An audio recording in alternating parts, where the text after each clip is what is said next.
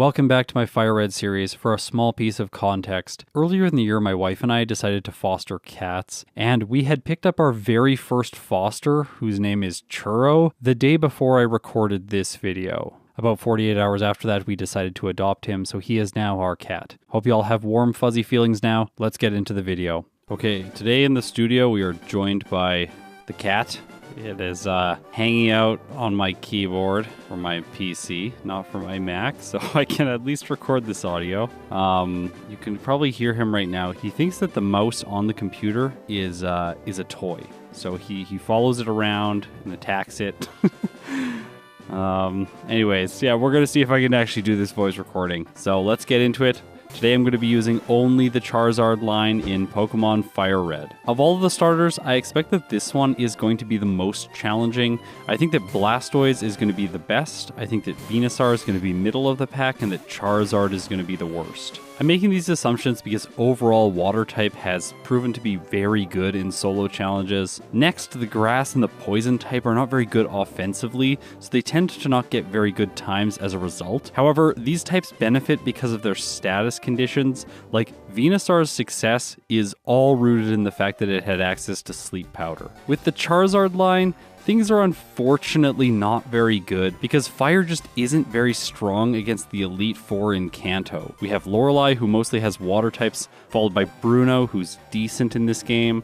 Agatha's not really something I'm too worried about with Charizard, but Lance's dragons resist fire type moves, and Gyarados is a water type, and Aerodactyl is a rock type. However, it's not all bad for Charmander. I think they really realized that they needed to give this little guy something to deal with Brock, so at level 13 it learns Metal Claw. The funny thing is it actually might be better to just use Ember. After all, it has a 10% chance to burn, and Brock's rock Pokemon are not known for their special defense stats. So to make Brock easy, I'm going to train to level 13 just so I obtain Metal Claw, and while I do that, I want to explain a few things about Charmander as we get going. First of all, its base stats. It has 39 HP, 52 attack, 43 defense, 65 special attack, 60 special defense, and 50 speed. It has a medium slow growth rate, so it levels up very quickly in the early game. All starter Pokemon have this growth rate. And it has the ability Blaze, which causes its fire moves to get a 1.5 times damage modifier when its HP drops below 1/3. Now, where I'm listing my stats, you'll also notice that it says that my nature is a hardy nature. This is a neutral nature, so it doesn't increase or decrease any of my stats. And for this starting series in FireRed, I'm going to be using neutral natures on all of my Pokemon. In a lot of ways, this makes the results easier to compare, because if I just chose a bad nature, then it would be like really hard to compare that result that the Pokemon got. So with the neutral nature, we're really comparing the Pokemon's base stats against another Pokemon's base stats. As is the case in all of my videos, I am banning the use of pickup if my HM mules are the ones using it. So if the solo Pokemon I'm using is like Zigzagoon or something, I can definitely use pickup in that case. So I won't have access to hidden power, and that means that all of my DVs in these runs are perfect. Okay, so finally my Charmander has leveled up to level 13, where it learns Metal Claw, and now it's time to head into Brock's gym. Here I decided to fight the Light Years Junior trainer. By the way, I keep forgetting that he has a Geodude in these games, like it's really annoying. At least Metal Claw is doing about half. It sets up Defense Curl so I don't knock it out on the next turn, but my third Metal Claw takes it down. Next is Sandshrew. I think it makes more sense to use Ember here. If you look at the effective power of Ember, it's actually higher than Metal Claw, so it makes sense to use this when I'm not facing a rock type Pokemon. I defeat the Junior trainer in this game, who's actually a Camper Liam, so okay, I'll remember that in the future. And now it's time to face Brock. He leads with Geodude. I go for Metal Claw. It does about a third. Geodude hits Tackle, doing 4 damage to Charmander, and then my next Metal Claw takes it down to red health. It sets up Defense Curl, and then I knock it out with a third Metal Claw.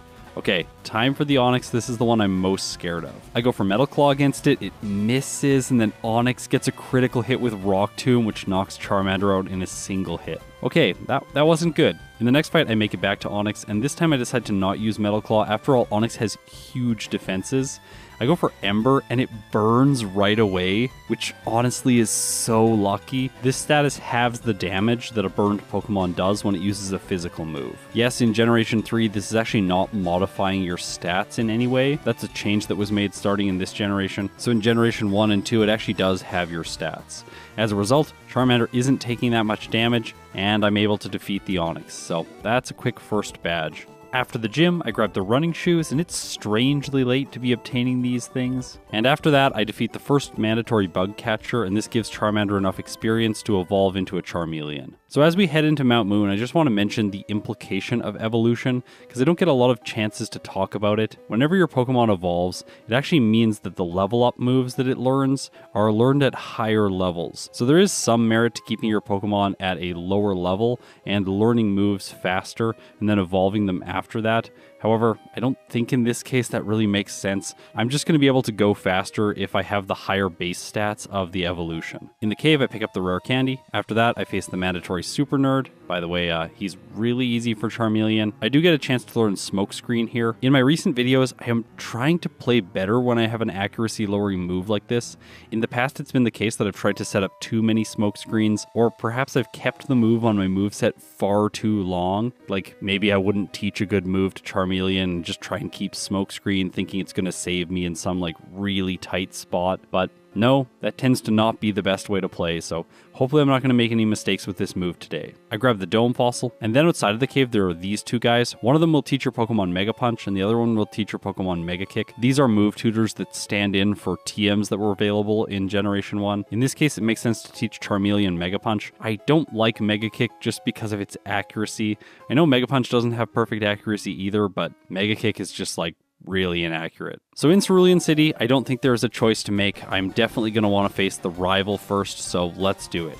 First is Pidgeotto. I go for Mega Punch, it does half, and I get hit by Sand Attack. At least my next Mega Punch connects and it knocks the bird out. Next, the rival chooses to send in Squirtle. My Mega Punch misses. Squirtle sets up Withdraw. Okay, that's a bit annoying. My next Mega Punch misses again, and Squirtle sets up Withdraw. Alright, by the time my third one hits, I do very little damage. Like, I think it's still probably better to be using Mega Punch instead of Ember. I try Ember out, it gets a critical hit, which does a lot. Then Squirtle hits one Water Gun, followed by another one, taking Charmeleon all the way down to 3 hit points before I finally knock his ace out. However, in this game, he sends in his Pokemon asynchronously, so he still has an Abra and a Rattata left. While I am able to take out the Abra, the Rattata comes out and just uses Quick Attack, so that's that. Now, Charmeleon has an issue with this fight because even at level 20, which is over a damage rounding threshold, I'm not able to consistently two-shot the Pidgeotto with 2 uses of Mega Punch.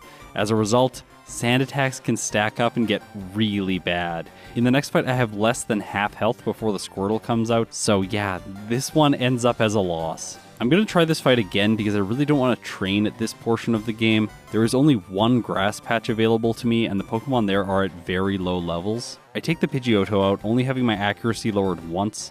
He sends in Squirtle, Mega Punch hits this time before it gets a Withdraw, then it uses Tail Whip. Okay, that's better for me. I miss a Mega Punch, it sets up Withdraw. My next Mega Punch hits, taking it to a 3rd health. It uses another Tail Whip, and then I take it out. Alright, so I have green health for his final 2 Pokemon. Abra's an easy one-hit with Mega Punch, and last is Rattata. I'm a little bit worried here because my defense was lowered 2 stages. I go for Mega Punch, move first, and knock it out in a single hit. So I've defeated the rival on Nugget Bridge. Through the powers of video editing, we teleport near the end of this next section of the game. I've just defeated the hiker and this junior trainer. I think he's a junior trainer in this game. I really wanted to do this so I could pick up this TM, which is TM 43, and it is Secret Power. While it doesn't pack the same punch as my current normal type move, at least it has higher accuracy, and on normal terrain, which is like pretty much all of the terrain you fight trainers on, it has a 30% chance to paralyze. This TM is sort of like the stand-in for Body Slam in FireRed and Leaf Green, so I think I'm going to be using it a lot in these challenges. After defeating Lass Haley, who is the oddish junior trainer from Generation 1, I noticed that there's this little dark spot on the grass. This means there's a hidden item there. In this case, it is just a useless berry. Okay, so let's head back to Cerulean City, and here I have to defeat the Rocket outside of town. In this case, defeating him is going to give me the TM for Dig, and I think that with it, I'm actually going to be able to defeat Misty right away. So to not fall into the accuracy lowering trap, I teach Dig in the place of Smokescreen, and then I teach Secret Power in the place of Mega Punch. Okay, let's take on Misty.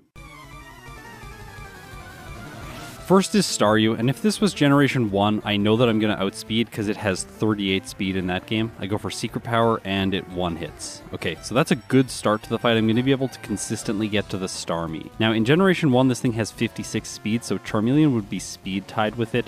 I don't know if it has the same speed in this game though. I go for Secret Power, it gets a critical hit, taking Starmie down to red health, and then it strikes back with Water Pulse. Charmeleon survives with just under half health. Misty uses a Super Potion, restoring Starmie to full health, and then I hit another Secret Power. I was really hoping for paralysis here, and I get it. So that's really nice. If Starmie just misses once, then I'll have the victory. I go for Secret Power, Starmie survives, and it moves unfortunately using Water Pulse, so Charmeleon faints. I tried this fight a couple more times and I lost. It's really not going well for Charmeleon, so let's head south to the SS Anne because I think this is going to be the more consistent route. In the next area, I catch myself a Pidgey so that I have a Flying Mule, and then I catch myself an Oddish so that I can use Cut outside of battle. After that, we get a chance to witness the chunky Raticate sprite, and then I head on to the SS Anne. Now in here, I'm going to fight a lot of the trainers. I obtained the TM for Rest. This could be useful later on in the game. Like, I hope it's not going to be that useful. I would prefer not to use it with Charizard. After that, I pick up Brick Break. This could be useful. And then I go into the kitchen because in these trash cans, there are 3 useful berries. In FireRed and Leaf Green, there are no places to grow berries, so the only way to obtain them and use them in battle is to pick them up in these locations. You might notice that throughout the remakes, I am using overall less held items than I do in, like, say, Pokemon Crystal or Pokemon Emerald,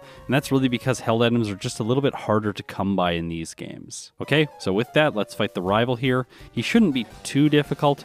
Pidgeotto's first to go for Secret Power. Okay, only does half, so once again I get hit by Sand Attack. I knock it out on the next turn. The rival sends in Wartortle. I go for Secret Power. It misses. Wartortle sets up Withdraw.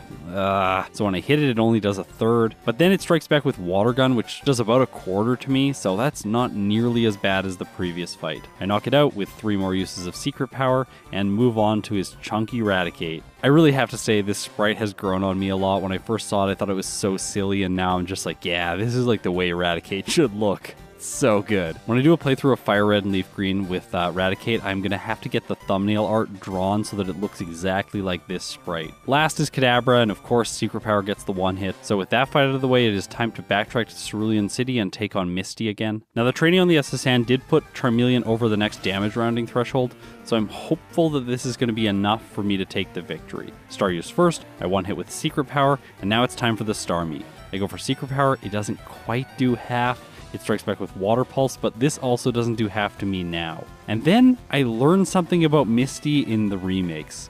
The Starmie has Recover. Honestly, that could be very bad for some Pokemon. I'm specifically thinking about very weak fire types. In this case, the Starmie is stalling me out, which is really annoying. Finally, it decides to use Water Pulse and it gets a critical hit. So yeah, that's a loss. I try again. This time, Starmie gets another critical hit, taking Charmeleon down to red health. And because Secret Power isn't doing enough damage to knock it out in 2 hits, it takes me down again. Okay, so in the next fight, it's not going to get a critical hit, right? It better not. It doesn't. I get locked into a stalling fest where it tries to use a lot of Recover, but eventually Secret Power causes paralysis, and this gives me the opening that I need to finally knock her ace out. Alright, so Misty made me work for that second badge, and I don't think that Surge is going to make me work for the third one. After all, I do have Dig, so let's head south and take him on. His lead, of course, is Voltorb. Charmeleon moves first using Dig and gets the one-shot. Okay, next is Pikachu. I go for Dig again. Sets up double team, so maybe I should have just gone for Secret Power there. Still, Dig hits, and I knock out Surge's second Pokemon. Okay, so it's time for his ace, Raichu. I go for Dig against it. Raichu sets up double team, and then I miss. It hits Thunder Wave, paralyzing me, sets up another double team, and now things are quite bad because if I want to use Dig, I have to go underground, meaning that paralysis has 2 chances to activate. By the way, for the longest time, I thought this status condition gave you a 50% chance to not attack, but it's actually a 25% chance to not attack. So I hit my next Dig, but Raichu survives on red health. Surge uses a Super Potion, almost fully healing it.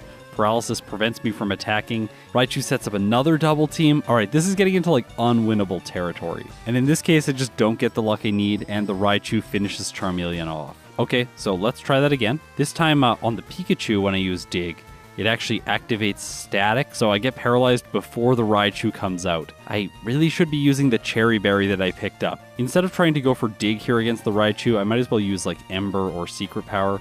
Unfortunately, I miss on the first turn and this thing starts setting up double team again. Like, ugh. My second attack with Secret Power hits, doing half to the Raichu. It hits one Shockwave, and then my next Secret Power hits, knocking it out. Okay, so this might be one of the best performances that I think Surge has ever had. Now, one thing that's very notable in the remakes is the fact that his badge actually boosts your speed stat. Now, if you've watched a lot of my videos, you'll know that this is different than in Generation 1, because in Generation 1, Surge's badge boosts your defense stat. Honestly, if you got the speed boost this early in Pokemon Yellow, that game would be much easier for so many Pokemon. Having to wait until after Koga to get it, just like, oh, it makes the mid-game such a slog. So in the next route, after I defeat Picnic or Alicia, also known as the Rapping Lass, I can pick up the TM for Aerial Ace, and then later on this route, after I defeat the Bug Catcher, you'll notice that I pick up the Chesto Berry, which is a hidden item, as well as a hidden rare candy. Now for the remakes, I've taken a slightly different approach to learning these games than I usually do. So say for instance with Generation 2, I just started playing the games and hoped that my knowledge from being a kid would be enough to like get through the first playthroughs. This was a bad approach. And then when I started playing Emerald, I did a bit more research into the game.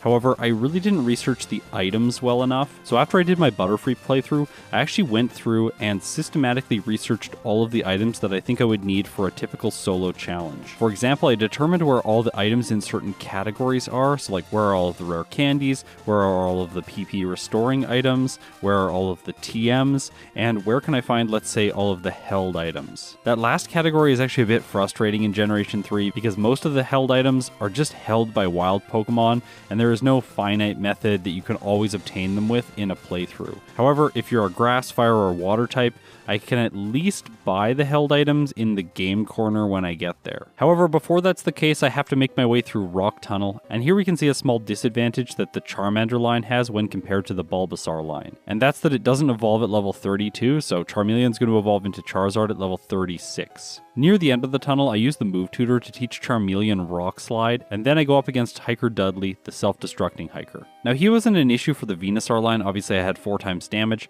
but for Charmeleon he could be a problem. Luckily Dig one-shots both of his first 2 Geodudes, and that doesn't give them a chance to use self-destruct. He sends out Graveler, I use Dig again, but then it goes for Magnitude, and it rolls Magnitude 8, which when you're underground does double damage, so it takes Charmeleon all the way down to 5 hit points. Maybe I should have been using Metal Claw instead. Because it survived my dig, it gets in another hit, and that's a reset. I wasn't sure if the Geodude also had Magnitude, so I used Dig against the first one, but yes, it has Magnitude, so I take about a third damage before the second one comes out. Okay, so let's use Metal Claw. Unfortunately, it doesn't do enough damage, so I take more damage from Rock Throw before I make it to his Graveler. I think the best choice here is to use Ember. After all, I could cause a burn and cut his damage. Or in this case, the Graveler could just use Defense Curl, and then my second Ember could knock it out. Alright, so with that, I have made it to Celadon City. First, I'm going to explore the Rocket Hideout. If you check out the bottom center of the screen, you'll notice that I've taught Flamethrower in the place of Ember. It is really nice that Charmeleon learns this powerful Fire-type move before it evolves into Charizard. That way, when it does eventually evolve, it's not going to have to learn this move at a higher level. Just before I get to Giovanni, I defeat the last mandatory rocket, and this levels Charmeleon up to level 36, so now it is time to be a Charizard. On level up, it gets the chance to learn Wing Attack, and I think that this is a good replacement for Metal Claw, at least for the time being. Up next is Giovanni. I'm out of PP for Flamethrower, so I have to use Dig against the Onix, which isn't going to get the one hit. At least I don't take any damage, and then I finish it off with the second hit. Next, he sends in Rhyhorn, and while Giovanni is a ground-type trainer, this thing only knows normal-type moves, so yeah, I knock it out with 2 uses of Dig. Last is Kangaskhan. It goes for Fake Out, causing me to flinch, and then I start using Rock Slide, which does like a quarter. Okay, that's not very much. Luckily, it's also not doing very much to me, so I finish off in 4 hits, and with that, Giovanni is defeated. Next is Erica's gym, and I really want to defeat all of the trainers here to get more experience. If there's a place to train in the playthrough, this is definitely it for Charizard. I'll just take a moment here to mention the fact that I am not a huge fan of Charizard's back sprite. Just the angle that it puts its face at looks kind of strange. I did actually really like the Charmander back sprite, so yeah, this is a bit of a downgrade, but at least it doesn't look like a collection of 15 pixels like it would in Generation 1. Okay, so let's face Erica, who is obviously going to be extremely easy. She leads with a Victory Bell. I go for Flamethrower, and it knocks it out in 1 hit. Okay, so I expect the remaining 2 Pokemon to go that way as well. Tangle is a lower level, and so I 1-hit it, and then she sends in her Ace Vileplume, and of course, Flamethrower gets the one hit. So now let's take on the rival in Pokemon Tower. He leads with a Pidgeotto, and I basically have Rock Slide just so that I can one-hit this thing. Next he sends in Wartortle, and I didn't think that Wing Attack would get the one hit, so I go for Rock Slide just in case it causes a flinch. It doesn't. Wartortle uses Withdraw, and then I knock it out on the next turn with the more powerful move. He sends in Growlithe next, which causes Intimidate. Luckily Rock Slide has a little bit more power than Dig, so it is able to take it out. Execute follows, obviously Flamethrower one hits, and last is Kadabra. I go for Wing Attack, and it goes down. So the rest of Pokemon Tower isn't going to be an issue because Wing Attack can hit ghosts. At the top of the tower, I one-shot the ghost Marowak with Flamethrower, and then I chat with Mr. Fuji, get teleported to his house, and have to talk to him to get the Pokeflute. I still think it's kind of funny that they didn't change this in the remakes. Like, I'm sure so many people just never got this item and wandered around and had no idea what to do. Up next is the Safari Zone, and with the EV system, this area is much less intriguing. In Generation 1, I'm always excited to pick up the vitamins here, but really in the remakes I just have to come here so that I can proceed with the plot. After I grab the HM for Surf, I fly out. You cannot dig out in the remakes, and now it's time to take on Koga. He leads with a Coughing, and this Pokemon got a big upgrade in Generation 3 because it now has Levitate, so Dig can do no damage to it. So instead I'll have to use Flamethrower here, and luckily it gets the one hit. Next he sends in Muck. I probably should be using Dig here, after all it has less defense than it has special defense, but 2 Flamethrowers get the job done. He has one more Coughing, obviously it's a one hit, and all that remains is Wheezing. In Red and Blue, the reason this Pokemon is so terrifying is just because you can use Self-Destruct to deal massive damage to you. When you're doing a solo challenge, that can be very problematic, but in the remakes, they took this move away. This Wheezing only has Tackle, Sludge, Smokescreen, and Toxic. So today it's not really that scary for Charizard, and eventually I knock it out, earning myself the 5th badge. And with it, I get a 10% boost to my defense stat. Next is Sylph. And notably on the 10th floor, there is no longer a TM for Earthquake. It's now a prize for defeating Giovanni, which really does impact some Pokemon, especially with the fact that Dig is only base 60 power in Generation 3. After defeating the trainer with Machoke,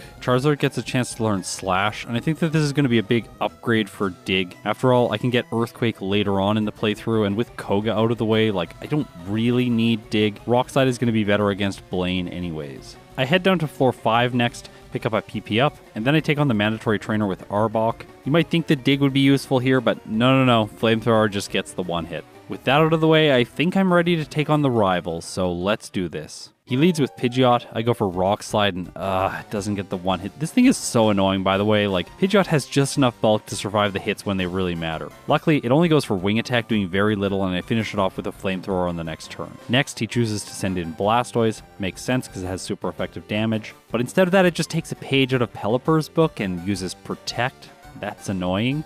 It actually protects itself again on the next turn. Finally on the 3rd turn, Wing Attack hits, and it does about a third. Water Gun hits, doing about the same to Charizard. I take it to yellow health on the next turn, and then its next Water Gun clearly rolls better damage, taking me all the way down to red health. I finish his ace off, but he still has 3 Pokemon remaining. Growlithe comes out, it intimidates Charizard, but luckily Rock Slide still does enough damage to finish it off. Execute goes down to a single Flamethrower, and all that's left is the Alakazam. Okay, number 1, I need to outspeed. I'm pretty sure I will, it's only level 35, and I need to do enough damage to knock it out. I choose Wing Attack, and it doesn't do enough. But Alakazam just uses Future Sight, and I finish it off on the next turn. Okay, so that was a lucky win, but I'll take it for now. After all, in the future, I intend to do Venusaur versus Blastoise versus Charizard in this game, and give all of these Pokemon another attempt at FireRed once I know the game's better. From here, Charizard is going to have to make it through a lot of major battles in quick succession. So first up is Giovanni. This one in Generation 1 isn't really a major battle, like, I guess technically it is, because it's like the final battle in the storyline, but yeah, it's usually not very hard. However, in the remakes, I am noticing that this battle is significantly more challenging. Like, I get to the Nidoqueen with about 2/3 remaining, and it does do damage to me, taking me down to yellow health, and it also poisons me with Poison Point. But still, I've won, so let's move on to Sabrina. I know that I'm going to outspeed her entire team because I have 133 speed, which is how much speed her Alakazam has in Pokemon Yellow. Since her team mirrors her red and blue team, the Alakazam's at a lower level, so I know I'm going to move first. Still though, I have to make it through the Mr. Mime first, and this thing just refuses to go down. It gets 2 Hyper Potions before I finally finish it off. Next, Sabrina sends in Venomoth. Of course, this Rock Pokemon is so scary for Charizard because it's going to do 8 times damage, but luckily Wing Attack in a miracle actually just like knocks it out in one hit. Don't know why that's the case. Anyways, let's move on to our Alakazam. I figured that I might roll the dice for Slash, after all it has a high critical hit rate, and I actually get one and knock it out in one hit. Okay, so that's that. Let's move on to Blaine. Now he shouldn't be a problem unless Intimidate cuts my damage enough for his Pokemon to survive. I take the Growlithe out in one hit. However, the Ponyta hangs on with just a tiny bit of health, but it goes for Fire Spin, doing almost nothing to me. I roll Rock Slide again on the next turn, and once again the Ponyta survives. I don't really have an option to use a non-physical move here, like I guess I could use Flamethrower, but that doesn't seem like a good idea. I finish the Ponyta off, move on to the Rapidash. I do more than half, which is actually nice. It uses Bounce. I had no idea this thing had a flying type move. Anyways, after it does a bit of damage, I finish it off and move on to the Arcanine. It once again intimidates Charizard, and now things are a bit scary because Rock Slide only does 1/3 to the Arcanine. It strikes back with Takedown, which does, I guess, a little bit. It takes me under half health. I go for Rock Slide again. It takes the Arcanine down to yellow health, and then it uses Fire Blast. But Charizard resists it, survives with red health, and I finish Blaine's ace off on the next turn. So I've made it to the final fight against Giovanni. But for this fight, we need to stop playing the gym leader music. We need to put on some I don't know, something like a joke, bouncing music. Maybe the theme that we used for Bruno in Pokemon Yellow, if that exists in Fire Red and Leaf Green, because Giovanni is absolutely terrible in these games. And yeah, I really mean that. In Pokemon Yellow, Charizard had so many problems when I got to him. But in these games, I highly doubt that that's going to be the case. And then I run out of Flamethrower on the Nidoking, so I can't finish it off in 2 hits. I decide to go for Slash, just in case it gets a critical hit. Nidoking hits me with Thrash, taking Charizard down to yellow health. And yeah, then Slash doesn't crit, Poison Point activates, I take poison damage, Nidoking moves first because my lowered speed, and yeah, Giovanni beat me! Alright, that basically happened just because I went into the fight with less than perfect Flamethrower PP, and I also kind of squandered it early in the fight. To make up for this mistake, I one-shot the first Rhyhorn with Flamethrower, and then against the second one I used Rock Slide first turn. I was hoping for a flinch, which I actually get, and then I was hoping that Flamethrower would do enough damage to finish it off, but it just barely doesn't.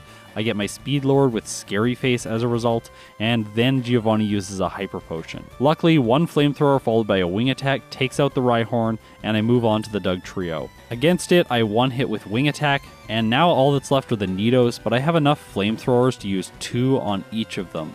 My first one burns the Nidoqueen, so that finishes it off in 1 turn. Unfortunately, Charizard did get paralyzed here. Nidoking's next. It goes for Thrash first, doing a little bit of damage, but then my Flamethrower does overwhelming damage, and with that, I have finished Giovanni off. Although I have to say, it was not in the dominant fashion that I was expecting. Up next is the rival on Route 22. I go for Flamethrower against the Pidgeot. It almost gets the KO, and then I take it out on the second turn after sustaining a little bit of damage. Next is Blastoise, and here I want to point out the fact that it really feels like Generation 2 right now, because for some reason the best water move this thing has is Water Gun. Like, why doesn't it have Surf? It should obviously have Surf. Anyways, it turns out after a critical hit, Water Gun is still too much for Charizard to deal with, so that's 1 loss. In the next fight, I taught Earthquake in the place of Slash. I was just hoping for a little bit more consistent damage, but this is doing very little to Blastoise. And this time, after it sets up Rain Dance, it uses Water Gun, and yeah, this does a lot to Charizard, so that's a 2nd loss. In the next battle, Blastoise still takes Charizard down to red health with a rain-boosted Water Gun, but I am able to take it out, and next is Rhyhorn. Now, if this was Generation 1, I would make fun of this thing because it would be completely incompetent, but in this case, it just barely survives my Earthquake. Makes sense, it has high defense, and then it uses Rock Blast and knocks Charizard out. Alright, so in that last fight, I actually used 4 rare candies to go up to level 55 over 2 damage rounding thresholds, and since that didn't really make the difference, I should definitely go and do some extra training now. A great place to do this is Cycling Road because there are so many trainers that are clustered together. By the way, I know that using the Versus Seeker later on to do rebattles here is a great way to train. Anyways, hopefully I won't need that with Charizard. After leveling up to 53, I head to the Warden's house because I realized that I had forgot a rare candy here. After that, I head back to the rival, and now after using rare candies, I am level 58, so this is over another damage rounding threshold. Let's see how this goes. In this case, I one-shot the Pidgeot with Flamethrower, so that is better. Now it's time for the Blastoise. I go for Earthquake. It does what looks like a quarter. Honestly, that's not that inspiring. Blastoise gets set up with Rain Dance, and then it hits a Water Gun, which takes Charizard down to yellow health. Okay, a little bit better than last time. Hopefully, I can one-hit the Rhyhorn.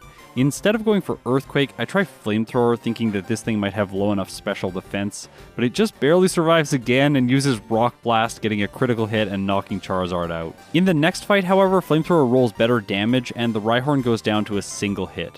Growlithe comes out. Even though it used Intimidate, Earthquake is still enough to knock it out. It's time for Execute. Obviously, Flamethrower gets the one hit, and all that remains is the Alakazam. I go for Earthquake. It doesn't knock it out. Alakazam sets up Calm Mind, which is useless. And finally, I've defeated the rival. Alright, cue intro. It is time to take on the Elite Four.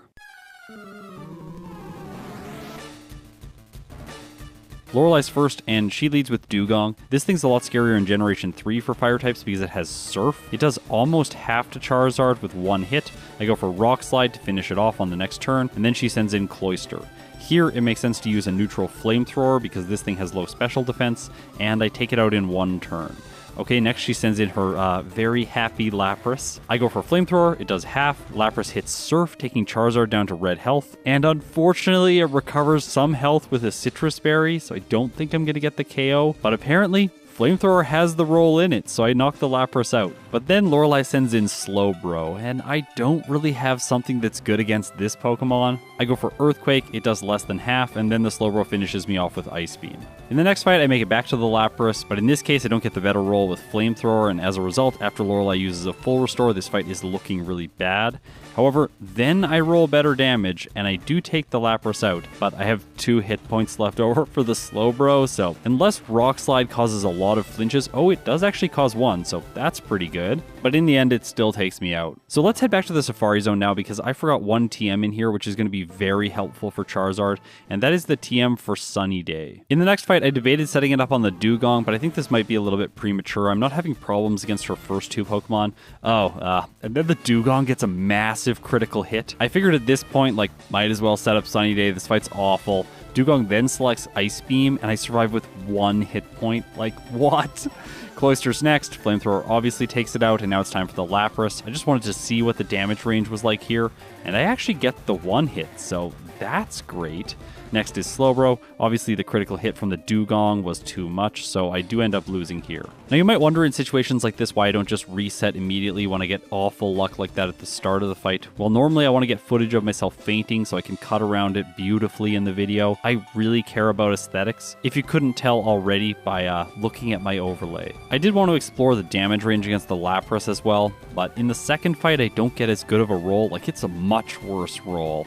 And because of that, I take some damage, move on to the Slowbro, and here with the Sun on my side, I can do half to it with Flamethrower. However, then the Sun fades, and now I have to use a different move, so it's going to take 2 more hits. As a result, Lorelei gets a Surf in, and that finishes Charizard off again. Alright, so apparently what I need to do is set up Sunny Day against the Dugong. Oh, great, it just goes for Hail right away, so I have to set up Sun again. This time it uses Surf. After that, I go for Rock Slide, hoping to cause a flinch, but it sets up Hail again, and then I have to set up the Sun, so this is not fun.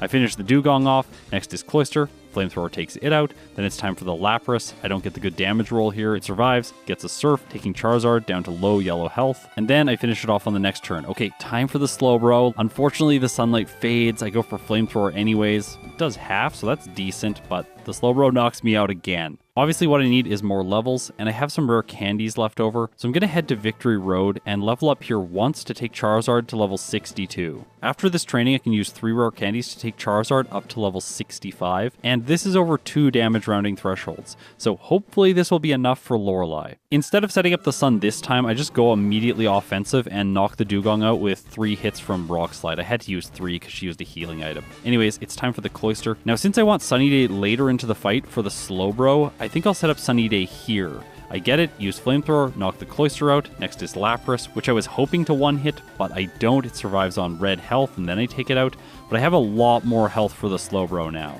I should have used Flamethrower here, but I go for Rock Slide. In the end, it does get a flinch, which is nice. After that, I reset the Sun, lowering Slowbro's Surf damage, and then I use Flamethrower, which takes it to red. It also takes me to red with Surf, but then, because she uses a healing item, I'm able to attack, and in this case, Flamethrower gets the 1-hit. Alright, nice. All that's left now is the Jinx, and of course, Flamethrower knocks it out. So I'm finally moving on to Bruno. Now this fight is honestly a bit worrying for Charizard because I do have super effective damage with Earthquake, but the Onix has so much defense, it survives and uses Rock Tomb, which lowers my speed and does about a quarter to me. I finish the Onix off. Next is Hitmonchan. I use Flamethrower, so counter fails, and then I knock it out with burn damage. He sends in Machamp next. I think this is because it has Rock Slide, but for some reason it just goes for bulk up, so I get 2 Flamethrowers and that's enough to knock it out. Hitmonlee comes out, it actually survives, uses a Mega Kick, taking Charizard under half health. Bruno uses a healing item, and then I knock it out with 2 more hits. Okay, time for his final Onix. I go for Flamethrower, it doesn't take it out. Onix just uses Double Edge. I don't know if this one has Rock Tomb, I think that would have been a better choice. Maybe it would have lowered my speed enough to get another hit in. Either way, I finish it off, and I'm moving on to Agatha. I really wish for this fight that I could just use Earthquake to sweep her, but I'm not going to be able to, so I have to use Flamethrower. Oh, it actually takes the Gengar out in 1 hit. That's really nice. It also 1-hits the Golbat. Alright, that's good. It 1-hits the Arbok. However, on the second Gengar, it finally survives, but it just misses Hypnosis, and I knock it out on the next turn. Okay, so all that's left is the Haunter. And of course it goes down to a single Flamethrower, so Charizard has done it. So now it's time for Lance. What I'm really hoping here is that even after Intimidate, Rock Slide is going to be able to take the Gyarados out. But in this case, it doesn't even do half. I guess at least it caused a flinch. My next Rock Slide doesn't finish it off. Gyarados hits a Hyper Beam. I guess that's better than a Water move, and then I take it out on the next turn. Now it's time for the Aerodactyl. Oh, yeah, the Aerodactyl. Am I going to outspeed this thing? I do with Rock Slide, but it doesn't do half. Aerodactyl uses Ancient Power, which does 4 times damage to Charizard, and that takes me out. The next battle against Gyarados doesn't go as well, and Charizard sustains more damage before the Aerodactyl comes out. However, this time my first Rock Slide causes a flinch, it also does slightly more damage, and then my follow-up Rock Slide knocks it out. Okay, so that's exactly what I needed. Let's finish this fight off. Next is Dragonair. Now it might have been better here to use Flamethrower or boost it with Sunny Day, but I decided to go for Earthquake. It doesn't even do half. Dragonair uses Thunder Wave, paralyzing Charizard, but then I get a critical hit knocking it out on the next turn. However, now that I'm slow, the Dragonair is doing a lot of damage to Charizard, and it takes me down to red health before the Dragonite finally arrives, and because of that, it just knocks me out with Wing Attack. So this fight's not going well. The second Dragonair finishes me off in the next fight. Then Aerodactyl takes me out, not once, not twice, but 3 times in a row. It was at this point that I was starting to feel a little bit hopeless with Charizard. Just because I love round numbers, let's go until 30 resets, and then at that point I'll go and train more and then attempt the league again. By the way, I am noticing now that my reset counter is like slightly not centered when there is a 2 as the leading digit. It looks fine when there's a 1, but anyways, that's a small detail I'll have to correct for the next video. Ruining my hope even more is the fact that I make it to the Aerodactyl with only red health this time. Okay, but Rock Slide causes a flinch, that's good. I use it again, but Aerodactyl hangs on, like come on. Oh, I get another flinch.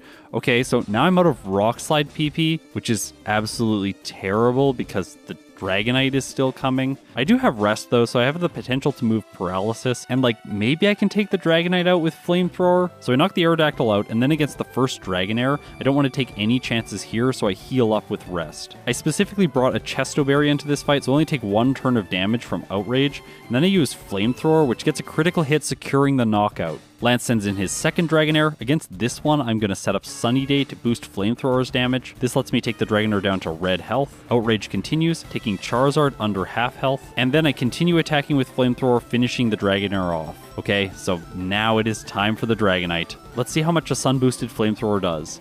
And in this case, it does more than half because it gets a critical hit. And then Dragonite just sets up Safeguard. The sun fades, Dragonite eats a citrus berry, and I go for Flamethrower again, which just takes it to red health, so that's not good. Dragonite goes for an Outrage, and Charizard just barely survives. I use one more Flamethrower, and I knock it out. Okay, so I got through Lance. It required a lot of luck this time. If I was going to optimize this playthrough, I think I would have to be a higher level to get through this fight consistently. Either way, this is a series of first playthroughs, so I am moving on to the champion.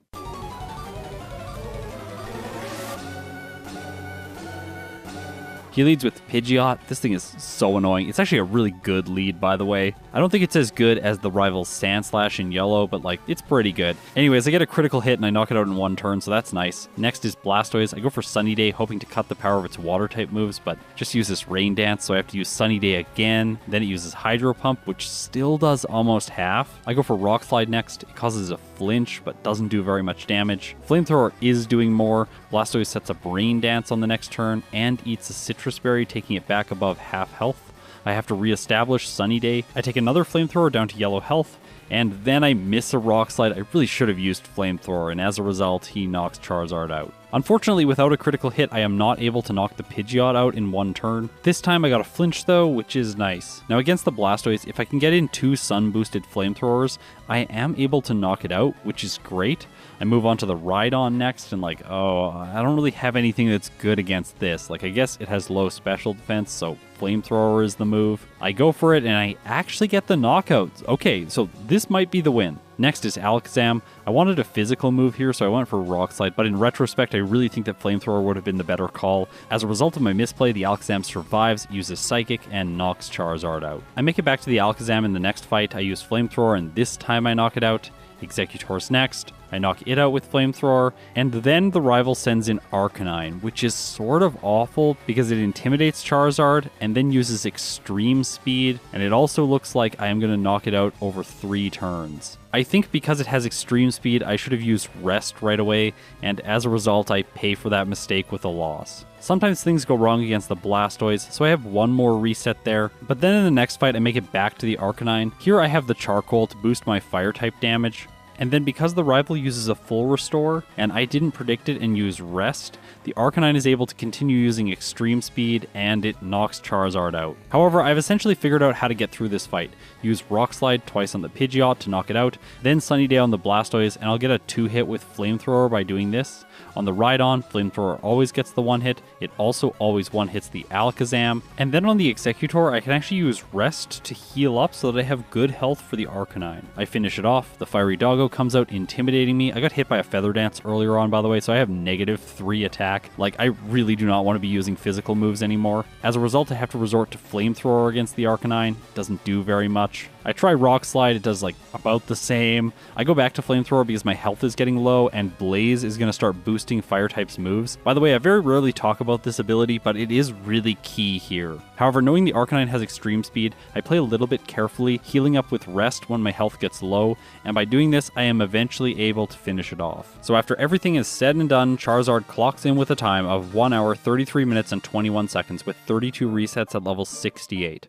This took 4 hours and 41 minutes of game time. So let's compare this run to the 3 other FireRed runs that I've done to this point. By the way, I will be putting all of this data into a tier list, but right now I think it really makes sense to look at the raw data to compare these runs, because some things are worth noting that wouldn't be visible in a tier list. So Charizard's real time was worse than both Mew and the Venusaur line, but its real time was much better than the Butterfree line. However, it had the most resets out of any of the playthroughs that I have done so far, and this is by a significant margin. It had 12 more resets than Butterfree. I think it's worth noting if we rank the Pokemon based on level at completion, they fall into the exact same ranking. However, if we rank them based on game time, then a weird thing happens, because Charizard is actually the fastest Pokemon, and Venusaur is second, and then Mew is third. And this is why I always choose to rank based on real time, because Charizard is very clearly not better than Mew or Venusaur. The massive number of resets that it had to have really meant that it needed luck to get through the Lance fight at this level,